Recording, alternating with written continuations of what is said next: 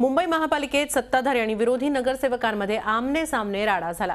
महापालिका चिटणीसांच्या केबिनमध्ये नगरसेवकांमध्ये चांगलीच जुंपली। स्थायी समितीच्या बैठकीत एका रात्रीत 85 कोटी रुपयांचे प्रस्ताव मंजूर करण्यात आले आणि त्याला विरोधी पक्षाच्या नगरसेवकांनी जोरदार आक्षेप घेतला।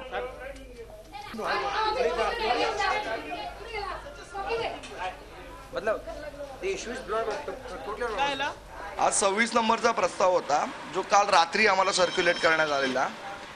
महानगरपालिकेचे जे स्थायी समिती कामकाजाचे नियम आहेत त्यामध्ये स्पष्ट तरतूद आहे की जर 72 तास अगोदर जर प्रस्ताव सर्क्युलेट झाला नसेल आणि 2 सदस्यांनी जर त्याला विरोध केला असेल तर तो प्रस्ताव या मीटिंगमध्ये तहकूब करून नेक्स्ट मीटिंगला तो घेऊ शकतात।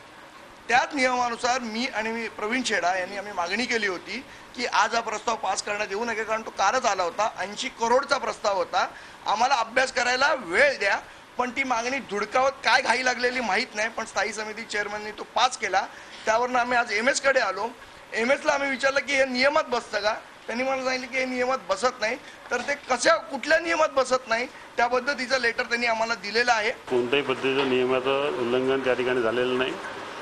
याच्या आधीचाच एक प्रस्ताव सुद्धा जे जसं त्यांनी सांगितलं 3 क्लिअर डेज न होता आदल्या दिवशी आला। या ठिकाणी हा सुद्धा प्रस्ताव त्याच पद्धतीने होता। या ठिकाणी यांनी काय लिहून दिलं त्याच्याशी माझा काही संबंध नाही। मी त्या ठिकाणी जी मीटिंग चालवली ते नियमाप्रमाणे चालवलेली आहे। नियमामध्ये जे आहे नियमाची तरतूद आहे त्या पद्धतीने तो प्रस्ताव पास केला।